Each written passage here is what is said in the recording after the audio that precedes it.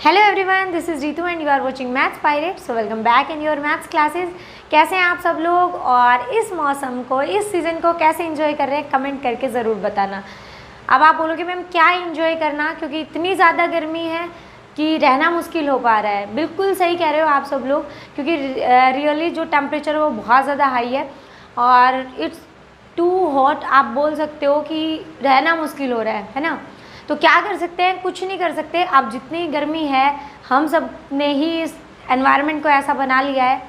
तो आपको पता है, खुद को हेल्दी रखिए ताकि आप अपने गोल को अचीव कर पाए। जो भी आपके वर्क है वो सारे पेंडिंग ना रह जाए, क्योंकि अगर आप बीमार पड़ गए तो उसके बाद जितने भी आपने एक रूटीन वर्क बना रखा है कि मुझे ये करना है वो करना है, वो सब कुछ पेंडिंग चला जाता है। फिर एक वीक के लिए वो काम पीछे चला जाएगा। तो अपने आप को हाइड्रेट रखिए। जब भी आप धूप में निकले तो खुद को कॉटन के कपड़े से कवर करके निकले और जितना हो सके उतनी ठंडी चीज़ें खाएं, लस्सी, दही और लिक्विड जितना भी है, जूस वगैरह, तो जितना हो सके उतने फ्रूट्स वगैरह। तो ज़्यादा से ज़्यादा खुद को हेल्दी रखेंगे, जितना खुद को अच्छे से हाइड्रेट रखेंगे, हेल्दी रखेंगे, उतना आप अपने वर्क पर फोकस कर पाएंगे। तो चलिए बिना किसी देरी के आज की क्लास स्टार्ट करते हैं।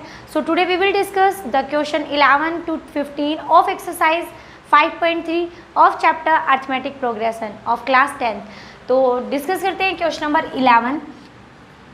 क्या है क्वेश्चन नंबर 11, पढ़ते हैं उसको। इससे पहले हमने क्वेश्चन नंबर 1 to 10 हम डिस्कस कर चुके हैं इस एक्सरसाइज का। अगर आपको उनमें किसी में भी कुछ भी डाउट है देन यू कैन कमेंट, आप कमेंट कर सकते हो और उसका आपको सॉल्यूशन भी मिलेगा।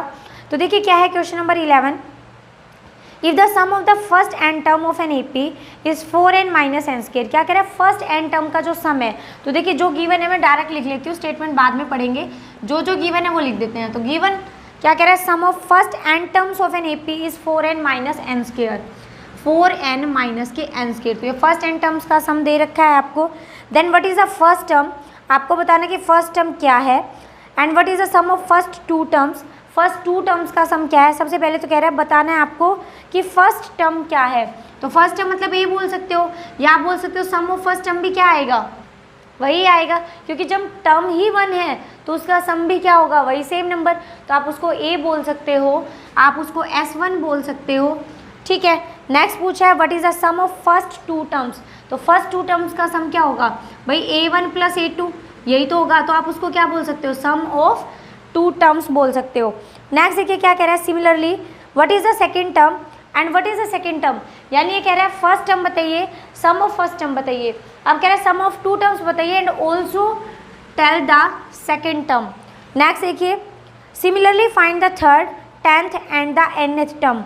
और उसके बाद क्या कह रहा है, आप बताइए हमें थर्ड टर्म क्या है और 10th term, third term, 10th term and nth term.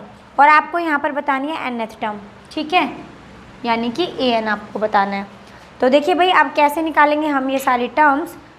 तो सबसे पहले गिवन क्या है, हमें Sn गिवन है, यानी 4n minus n square given है।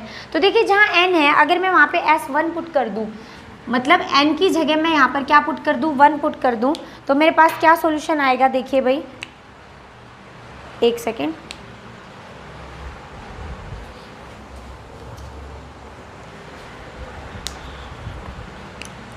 देखिए अगर मैं n की जगह 1 पुट करती हूँ तो अगर n है मेरे पास तो ये आ जाएगा 4 इंटू में 1 माइनस में 1 का स्क्वायर। क्या किया मैंने यहाँ पे, कुछ नहीं, जहाँ n था Sn sum of n terms मुझे दे रखा है 4n माइनस एन स्क्वायर। तो मैंने क्या किया, n की जगह 1 पुट किया।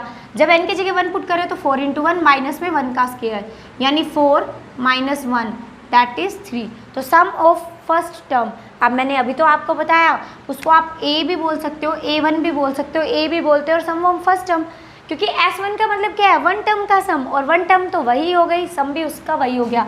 So here a1 is 3। तो हमारे पास फर्स्ट टर्म आ चुकी है। अब कह रहा है sum of two terms, sum of two terms बताइए। तो मैं यहाँ से बोल सकती हूँ S2, S2 में क्या करेंगे, n की जगह 2 पुट कर देंगे, यानी 2 का स्क्वायर। तो यहाँ से क्या आ गया, 4 इंटू में n की जगह 2 माइनस 2 का स्क्वायर। सोल्व करेंगे, 4 2 = 8 माइनस 2 2 = 4, तो कितना आ गया, 4 आ गया। सम ऑफ टू टर्म्स कितना है, 4। अब एक बात बताइए, ये सम ऑफ टू टर्म्स है और अगर इसमें से मैं सम ऑफ 1 टर्म यानी 2 टर्म्स के सम में से 1 टर्म के सम को सब्ट्रैक्ट कर देती हूँ तो मेरे पास क्या बचेगा, वो सेकंड टर्म बचेगी। यानी हम इसको बोल सकते हैं ये मेरे पास क्या आ जाएगी, A2 आ जाएगी। तो 4 - 3 = 1। तो देखिए यहाँ पर A1 आया मेरे पास 3 जो हमें फाइंड करना था, S1 हमें फाइंड करना था। इसको हम यहाँ पे = S1 भी लिख देते हैं क्योंकि दोनों ही चीज़ें बोली थी आप ये फाइंड करिए। सेकंड बोला था S2, तो S2 आ गया आपके पास 4। आप यहाँ लिख दीजिए जो जो फाइंड करना था वो हम फाइंड करते जा रहे हैं। S2 आ गया मेरे पास 4। देन A2, अब A2 भी फाइंड कर दिया आपने तो A2 आ गया हमारे पास 1। So this is A2। ठीक है, नेक्स्ट देखिए क्या था हमारे पास क्वेश्चन। अब हमें फाइंड करना है A3। तो देखिए आपके पास A1 आ चुका, A2 आ चुका, तो आप वैसे तो S3 से फाइंड कर सकते हो। S3 निकाला, S3 - S2 जब करोगे तो आपके पास थर्ड टर्म आ जाएगी। तो ये निकालते हैं हम S3। जब S3 निकाला तो आ जाएगा 4 × में n की जगह क्या वैल्यू पुट करें, 3 - 3 का स्क्वायर, क्योंकि देखिए ये हम सम ऑफ n टर्म्स दे रखे। जनरली एक फॉर्मूला दे दिया, हम इसके अंदर n की वैल्यू पुट करेंगे और जितने टर्म्स का हमें सम फाइंड करना है हम वो फाइंड कर सकते हैं। तो 3 पुट किया, 4 × 3 = 12, 3 का स्क्वायर 9, तो कितना आ गया 3। तो सम ऑफ 3 टर्म्स इज 3। ये आ गया मेरे पास 3 आ गया। 4 × 2 = 8 और माइनस के 2 × 2 = 4। ठीक है, 4 × 3 = 12 माइनस ये भी आया हमारे पास 3। तो अब हमें फाइंड करना था थर्ड टर्म A3 क्या आ जाएगा भाई, S3 - S2 कि सम ऑफ 3 टर्म्स में से अगर सम ऑफ 2 टर्म्स को सब्ट्रैक्ट करते हैं तो सम ऑफ 3 क्या था 3 माइनस में सम ऑफ 2 कितना था 4, तो ये आ जाएगा मेरे पास -1। तो यहाँ पर हमारे पास A3 भी आ चुका है और वो कितना है 1 आ चुका है। ठीक है, अब देखो जब आपके पास A1 आ चुका, A2 आ चुका, A3 आ चुका, तो यहाँ से आप कॉमन डिफरेंस भी फाइंड कर सकते हो। और अगर सिमिलर यही मेथड यूज़ करना है देन योर चॉइस, तो आप इसी मेथड से भी सोल्व कर सकते हो कि बार बार S के अंदर अब S10 निकालना है, तो ऐसे भी कर सकते हो। बट आई होप इसकी हमें ज़रूरत नहीं है। क्यों नहीं है, क्योंकि हमारे पास देखिए A1 आ चुका है, A2 आ चुका है, तो A1 मतलब 3, सो AP इज क्या है AP 3, A2 क्या बन गया मेरे पास 1, A3 क्या बना, यस 3 - 4 क्या है -1 है भाई। ठीक है, 3 1 -1 इस टाइप से आगे चलेंगे टर्म्स। तो हमने यहाँ पर जो जो वैल्यूज़ अब तक बोली थी वो फाइंड कर दी है। उसके अलावा हमने यहाँ से एक AP सीरीज़ बना ली। ठीक है, तो अगर AP बन गई हमारे पास तो कॉमन डिफरेंस भी आ जाएगा। तो D कितना आ जाएगा मेरे पास A2 - A1 यानी कि 1 - के 3 और वो कितना होता है -2। तो यहाँ से क्या आ गया मेरे पास कॉमन डिफरेंस आ चुका है। A1 मेरे पास है तो मुझे निकालनी है फर्स्ट A10। वैसे स्टार्टिंग में भी आ जाता बट कंफर्म नहीं था, A1 A2 निकाले हमने, A3 भी ऐसे ही निकाल सकते थे। अब हम निकाल रहे हैं यहाँ पर A10। तो आप सबको पता है A10 क्या होता है, A + n - 1 × D। n कितना है यहाँ पर 10, तो 10 - 1 × D, या फिर आप डायरेक्ट लिख सकते थे A + 9D। तो यहाँ पर आ जाएगा A की वैल्यू है 3 + 10 - 1 9 और D कितना है -2।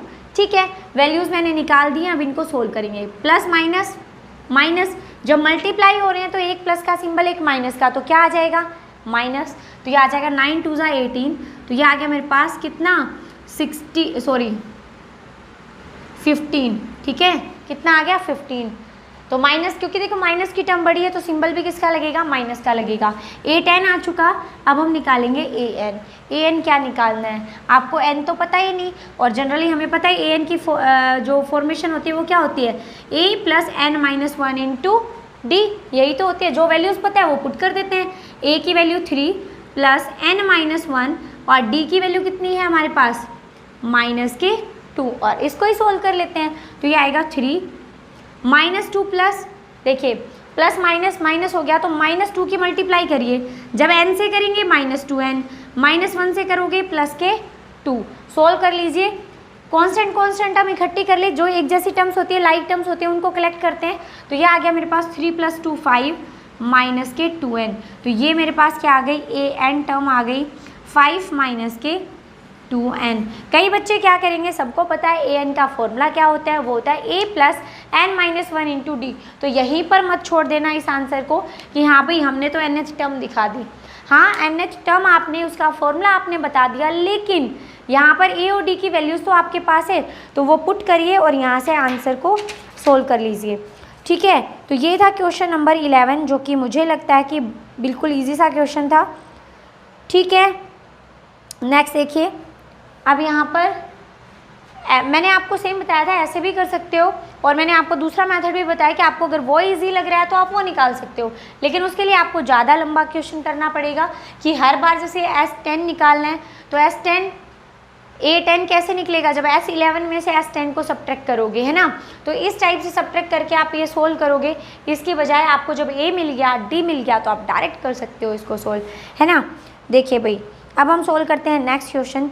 क्या है नेक्स्ट क्वेश्चन, जल्दी से उसको रीड करिए एक बार।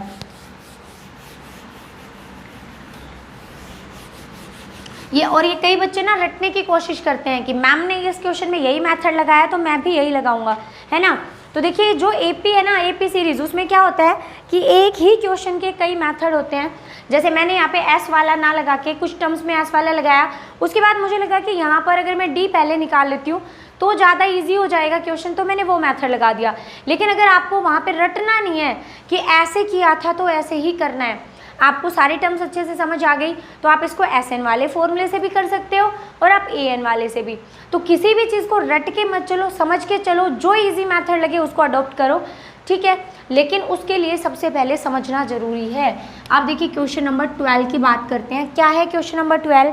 Find the sum of first 40 positive integers divisible by 6। तो सबसे पहले तो जो 6 से डिविजिबल हों वो फर्स्ट 40 इंटीजर्स वो निकाल लेते हैं, ठीक है। तो ये आ जाएगा मेरे पास, देखिए first 40 positive integers, first 40 positive integers divisible by 6 are. कौन कौन से हैं वो 46 पॉजिटिव इंटीजर्स जो कि 6 से डिविजिबल है? भाई एक तो 6 ही हो गया, है ना। कितने निकालने हैं? 40, और किस से डिविजिबल हो? 6 से। तो 6 यानी 6 के जितने भी मल्टीपल हैं वो सारे क्या है? 6 से डिविजिबल है। 6, 12, 18 और ऐसे कंटिन्यू चलते जाएंगे। आपको चाहिए कितने? 40। तो ये तो 1 हुआ, ये 2, ये 3, यानी इसकी टेबल को ही बढ़ाते जा रहे हैं। तो यानी 40 पॉजिटिव इंटीजर क्या होगा? 40 का जहाँ प्लेस आएगा 6 × 40, ये 1 है, ये 2 है, ये 3 है। आपको फाइंड कितने करने हैं? 40। तो आप यहाँ पे करोगे 6 × 40 और वो कितना हो जाएगा? 240 हो जाएगा, ठीक है। आपको फाइंड क्या करना था? Sum of first positive integers. तो उसके लिए आपको क्या चाहिए? आपको जो दो फॉर्मूले मैंने बताए थे सम SN के, फर्स्ट तो था n/2 इंटू में 2a + n - 1 × D, and second था अगर हमें फर्स्ट और लास्ट टर्म गिवन है तो ये हो जाएगा SN, क्या हो जाएगा? n/2 इंटू में a + l। तो यहाँ पे फर्स्ट टर्म आपके पास है, लास्ट टर्म आपके पास है, n आपके पास है, क्योंकि आपको सम ऑफ 40 इंटीजर्स निकालना है पॉजिटिव, ठीक है। तो आप डायरेक्ट निकालोगे। सो सम ऑफ फर्स्ट 40 इंटीजर्स क्या हो जाएगा? n/2। तो हम यहाँ पे लिख देंगे we know SN = n/2 into में a + l, और अब वही वैल्यूज़ हम पुट करेंगे। तो n कितना है? 40/2, a यानी कि first term, so first term कितनी है यहाँ? 6, l यानी कि लास्ट टर्म, तो लास्ट टर्म कितनी है यहाँ पर? 240। सोल्व करिए, 2 से 20 आ गया, इसमें 6 को ऐड करेंगे तो कितना आ जाएगा? 246। दोनों की मल्टीप्लाई कर दीजिए, तो ये आ जाएगा मेरे पास। एक तो 0 आ गई, 2 से मल्टीप्लाई करेंगे, 2 × 6 = 12, 2 × 4 = 8 और 1 9 और 2 × 2 = 4।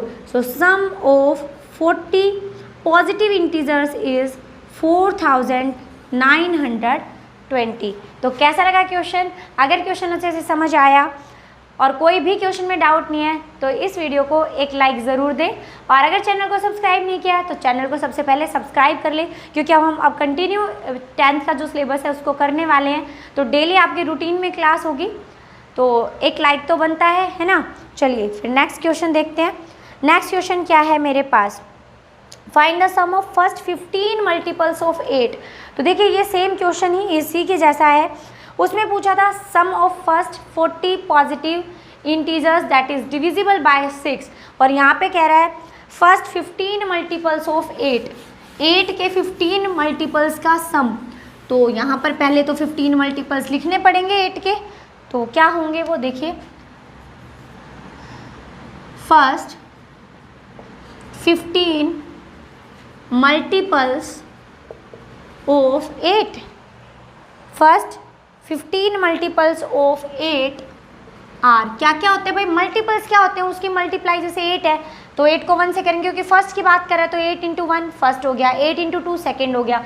तो फर्स्ट 14 मल्टीपल क्या हो गए, फर्स्ट सेकेंड थर्ड, और निकालना कितना है भाई 15, तो 8 इंटू में 15 क्या हो जाएगा 50th मल्टीपल, तो ये हो जाएगा 8 16 24 और 15 8 जा, ठीक है 120। क्या कर दिया मैंने, 15 मल्टीपल्स लिख दिए हैं। और अब हमें क्या करना है, सम करना है इन सब का। तो फर्स्ट टर्म है लास्ट टर्म है तो इजीली सोल्व कर लेंगे। So we have sum of n terms कितना होता है n/2 इंटू में a प्लस l। अब देखिए हम n/2 2 इंटू में 2a plus n-1 into d वाला फॉर्मूला भी लगा सकते हैं। यहाँ से d की वैल्यू निकाल लेंगे, कितना है कॉमन डिफरेंस 8, तो वो वाला फॉर्मूला भी लगा देंगे, बट ये ज़्यादा इजी पड़ेगा तो मैंने ये लिख दिया। सो हमें निकालना है सम ऑफ 15 टर्म्स, तो n आ गया 15/2। फर्स्ट टर्म क्या है मेरे पास 8, सेकेंड टर्म क्या, सॉरी लास्ट टर्म क्या है 120। सोल्व करेंगे इन टर्म्स को तो ये आ जाएगा 15/2 इंटू 120 प्लस 8 128। सोल्व कर लीजिए, 2 1 जा 2 6 जा 12, 2 4 जा 8। तो देखिए भाई इसको 6 सोल्व कर लेते हैं 64 को, 15 4 जा 60, ठीक है, और 15 6 जा कितना होता है 90 और 96, तो ये आ गया मेरे पास 960। तो sum of 15 first 15 multiples of 8 is 960। ठीक है, क्वेश्चन में कोई डाउट है तो जल्दी से कमेंट करके बताइए, और अगर नहीं है तो फिर हम नेक्स्ट क्वेश्चन को स्टार्ट करते हैं। आप देखते हैं इसका नेक्स्ट क्वेश्चन जो कि है 14th क्वेश्चन। वो क्या है, find the sum of the odd numbers between 0 and 50। कह रहे हैं 0 और 50 के बीच में जितने ओड नंबर्स हैं आपको उन सब का सम फाइंड करना है। तो सबसे पहले तो कितने ओड नंबर्स है ये फाइंड करना पड़ेगा, तो हम फाइंड करते हैं क्या है ये ओड नंबर्स। तो हम क्या लिखते हैं, सबसे पहले ओड नंबर्स लिख लेते हैं। The odd numbers between 0 and 50। देखिए जब ये बोल दे ना 0 एंड 50 आर, जब ये बोल दे इसके बीच में, तो हम कभी भी 0 और 50 के बीच में बोल रहा है तो जो फर्स्ट और लास्ट टर्म है यानी 0 और जो 50 है उसको इंक्लूड नहीं करेंगे, क्योंकि वो कह रहा है इनके बीच में। अगर हमने इनको इन्वॉल्व कर लिया तो इनके बीच की बात नहीं रही, इनको भी ले लिया हमने, और वो कह रहा है कि आपको 0 और 50 के बीच का लेना है। वैसे भी 0 और 50 तो ओड है ही नहीं, लेकिन मैं आपको जनरली बता रही हूँ कि अगर ऐसा आ जाए कि इनके बीच के नंबर लेना है तो हम इन दोनों को एक्सक्लूड कर देंगे और इनकी जो बीच के टर्म्स है उनको इंक्लूड करेंगे। तो वो क्या क्या है, the odd numbers between 0 and 50 are. अब नंबर्स देखिए 0 और 50 के बीच में जो ओड नंबर्स है वो क्या आ गया, फर्स्ट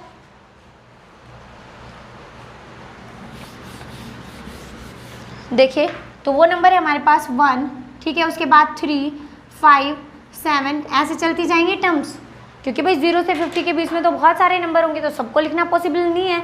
तो क्या करेंगे 0 और 50 के बीच में लिखना है, तो मैंने फर्स्ट लिखा फर्स्ट 1 3 5 7, ठीक है, इसके बाद कंटिन्यू चलेगा। अब लास्ट के 1-2 नंबर लिख देते हैं। तो लास्ट का क्या आएगा 49, क्या है ओड है, उससे पहले 47 भी ओड है, उसके बाद 49। अब कई बच्चों को कन्फ्यूज़न होगा, कन्फ्यूज़न तो नहीं होगा 10th क्लास में हो कि ओड नंबर्स क्या होते हैं। अरे भाई ओड नंबर्स वो नंबर्स होते हैं जो 2 से डिविजिबल नहीं होते हैं। Those numbers who are not divisible by 2 are called odd numbers, और जो 2 से डिविजिबल होते हैं उनको इवन नंबर कहते हैं। बाकी मुझे पता है आप सबको ये तो पता होगा, है ना। तो मैंने क्या लिख दिया, ऑड नंबर्स लिख दिया 0 और 50 के बीच में, बट उसने बोला कि इन सब का सम निकालिए। तो अब ये कितनी टर्म्स हैं, यानी सबसे पहले n को फाइंड करना होगा, तभी हम बता पाएंगे कि ये कितनी टर्म्स का हम सम फाइंड कर रहे हैं। तो n फाइंड करने के लिए फर्स्ट टर्म का होना ज़रूरी है, ठीक है। और हमारे पास क्या चाहिए, कॉमन डिफरेंस। तो कॉमन डिफरेंस कैसे आ जाएगा, A2 माइनस A1, सो A2 माइनस A1 ये आ जाएगा 3 माइनस 1 कितना आ गया, 2 आ गया। और मेरे पास एक फॉर्मूला है, हम लिखेंगे यहाँ पे वी हैव an, कितना है an मेरे पास, a plus n minus 1 into d. an मतलब लास्ट टर्म, और लास्ट टर्म तो हमारे पास पता है क्या है 49, और a आ गया मेरे पास 1 प्लस n माइनस 1 और d है 2। तो देखिए जितनी भी हमारे पास इंफॉर्मेशन थी हमने उनको यूज़ किया। सबसे पहले हमने क्या किया, ओड नंबर्स बीच के लिख लिए 0 और 50 के बीच में। अब a हमें पता चल गया, फर्स्ट टर्म ये है, कॉमन डिफरेंस यहाँ से आ गया, ठीक है। an का फॉर्मूला हमारे पास होता ही है, और अब इसके अंदर जो जो वैल्यूज़ हमारे पास थी हमने वो वैल्यूज़ पुट कर दी, ठीक है। अब वो वैल्यूज़ पुट कर दी तो अब इसको सोल्व कर लेते हैं। ये आ गया 49, 1 प्लस 2 यहाँ है ब्रैकेट के बाहर, तो ब्रैकेट की जब इसको अंदर क्या करेंगे मल्टीप्लाई 2n माइनस के 2, यानी 49, 2n लिखा, 1 माइनस 2, एक पॉजिटिव एक नेगेटिव तो सब्ट्रैक्ट होगा, 1 में से -2 जाएगा तो क्या बचा -1। तो ये देखिए 2n एज इट इज़, ये माइनस का 1 इधर आ जाएगा, तो 49 प्लस 1 कितना बन गया 50। तो n की वैल्यू आ गई 50/2 यानी कि 25।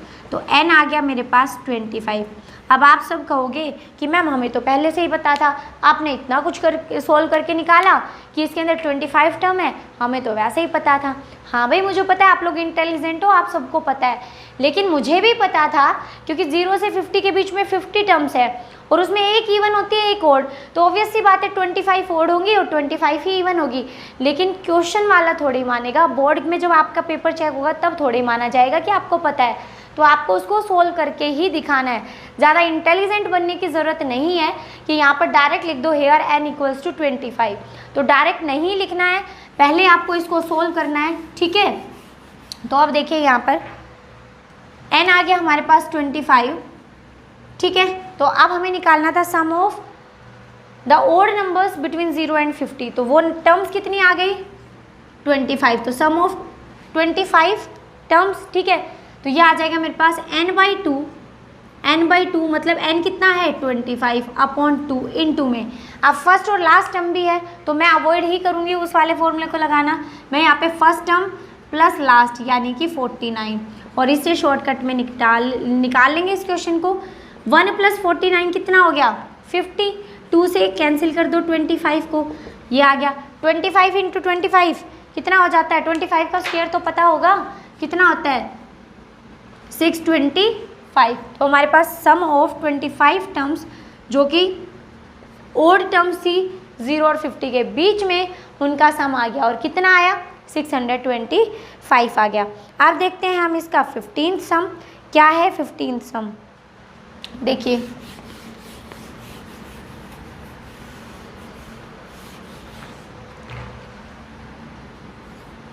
क्वेश्चन नंबर 15 है हमारे पास। A contract on construction job specifies a penalty for delay of completion beyond a certain date as follows, ठीक है। कह रहे ₹200 for the first day. First day कितना जो पे कर रहा है वो है पेनल्टी जो है डिले की, first day 200, second day 250, third day 300। तो आपको कुछ समझ में आ रहा है कि फर्स्ट डे उसने पेनल्टी पे की 250, सेकंड डे 300 और थर्ड डे 350, यानी पर डे 50 रुपीज़ इंक्रीज़ हो रहे हैं। तो ये एपी है क्योंकि सबके अंदर जो कॉमन डिफरेंस है वो सेम आ रहा है। The penalty for each succeeding day being ₹50 more than for the presiding day. कह रहा है कि जो नेक्स्ट सक्सेडिंग डे है ना उसमें हर बार 15 डे ऐड हो रहे हैं प्रेसिडिंग डे से, मतलब पिछले वाले दिन से। How much money the contractor has to pay as penalty. कह रहा है कॉन्ट्रैक्टर को कितने रुपए पेनल्टी पे करना पड़ेगा if he has delays the work by 30 days. अगर वो इस काम को 30 डेज तक डिले करता है तो उसको कितने रुपए पेनल्टी के लिए पे करने पड़ेंगे, ठीक है। तो सबसे पहले तो हम यहाँ पे एक एपी बना लेते हैं, क्योंकि देखिए उसने पे किया है, किसके अकॉर्डिंग पे किया है, फर्स्ट डे उसने पेनल्टी के लिए पे किया है 200, ठीक है, 200 ही पे किया है ना। फर्स्ट डे उसने पेनल्टी के लिए पे किया, तो हम यहाँ पे लिखेंगे given penalty is 200, second day 250, third day 300, इस टाइप से टर्म्स चल रही हैं, ठीक है। तो यहाँ पर देखिए हमें लास्ट टर्म नहीं पता कि हमें लास्ट टर्म मतलब उसने लास्ट 30th डे कितना उसको चार्ज कर किया, हमें निकालना है क्या कि sum of how much money the contractor has to pay as penalty, कि उसको 30 डेज में कितनी पेनल्टी पे करनी पड़ेगी, ना कि वो लास्ट दिन की पूछ रहा है। लास्ट, अगर आप लास्ट टर्म निकालोगे यहाँ पर, इसका मतलब उसको लास्ट डे इतना एक्स्ट्रा पे करना पड़ेगा, इतना पे करना पड़ेगा। लेकिन मैं पूछूँ उसको फर्स्ट डे से 30 डे तक कितना पे करना पड़ा, सिर्फ लास्ट डे का थोड़ी पूछ रहे हैं, वो पूछे कि टोटल 30 डेज में उसने कितना पे किया। तो इसका मतलब सम ऑफ 30 डेज आपको यहाँ पर निकालना है।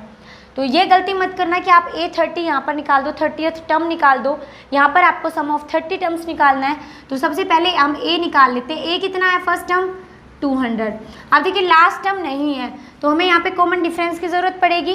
तो D कितना आ गया हमारे पास 250 माइनस 200, यानी कॉमन डिफरेंस कितना है 50 रुपीज़ है।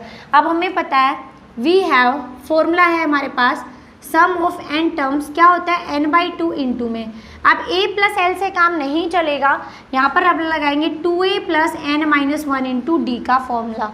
ठीक है, क्या होता है ये फॉर्मूला पता चल गया। तो अब हमें निकालना है सम ऑफ 30 टर्म्स, है ना, 30 डेज की पेनल्टी निकालनी है। तो n है 30 इंटू में 2, फर्स्ट टर्म कितनी है 200 प्लस n कितना है 30, सो 30 माइनस 1 डायरेक्ट लिख रही हूँ मैं, कितना आ गया 29, और d कितना है 50। ठीक है, सोल्व करते हैं। 32 को डिवाइड करेंगे तो ये आ गया 15, 2 से मल्टीप्लाई किया 400, 29 को 50 से करेंगे तो 0, 5 से करेंगे 5 9 सा 45, 5 2 सा 10 और 4 14, यही आएगा। चलिए आगे सोल्व करते हैं, ऐड करेंगे तो ये आ जाएगा मेरे पास 1850, यही आया। तो आपको सम ऑफ 30 टर्म्स निकालनी थी, तो देखिए ये आ गया। 0 तो मैंने पीछे लिख दी और यहाँ पर लिख रही है 185 मल्टीप्लाई बाय 15। सो 5 से करेंगे 5 5 जा 25, 5 8 जा 40 और 2 42, 5 1 जा 5 और 4 9, 1 से और करिए 5 8 1 5 7 7 2। ठीक है, तो ये आ गया मेरे पास 2775। तो उसको कितना पे करना पड़ेगा लास्ट में, तो ये आएगा मेरे पास 27,750। तो नीचे लिख दिए हैंस द कॉन्ट्रैक्टर पे, हैंस द कॉन्ट्रैक्टर पे ₹27,750 एज पेनल्टी के रूप में उसको कितने रुपीज़ पे करने पड़े 27,750। तो यहाँ से एक चीज़ समझिए कि जितना काम को डिले करोगे आपको पेनल्टी देनी पड़ेगी, चाहे वो अपने वर्क के लिए, चाहे आप कहीं जॉब करते हो उसके लिए, या फिर आप अगर स्टूडेंट हो तो एज ए स्टूडेंट भी आपको पेनल्टी पे करनी पड़ती है। और वो कैसे, अगर आप अपना रेगुलर टाइम करते हैं, रेगुलरली अपना वर्क करते हैं टाइम टू टाइम, तो आपका वो काम नॉर्मल टाइम में हो जाता है। लेकिन आपने उसके अंदर बीच में डिले करना शुरू कर दिया, तो जब एग्ज़ाम का टाइम आता है तो आपके पास काम इतना सारा होता है, सिलेबस इतना सारा बचा होता है और टाइम थोड़ा सा होता है, तो वहाँ पर आपको फिर एक्स्ट्रा टाइम पे करना पड़ता है, आपको कम सोना पड़ता है, ज़्यादा से ज़्यादा पढ़ोगे तो फिर वो तो पेनल्टी हुई ना। तो ऐसे नहीं करना है, आपको रेगुलर हर काम को करना है। तो चलिए फिर मिलते हैं नेक्स्ट क्लास में। आज के लिए बस इतना ही। इन क्वेश्चंस को अच्छे से देखना है, इससे रिलेटेड आपको कोई और क्वेश्चंस मिले उनको सोल्व करना है आपको। तो चलिए फिर नेक्स्ट क्लास में मिलेंगे, तब तक के लिए अपना ध्यान रखें, अपनी फैमिली का ध्यान रखें, खुश रहिए, मुस्कुराते रहिए।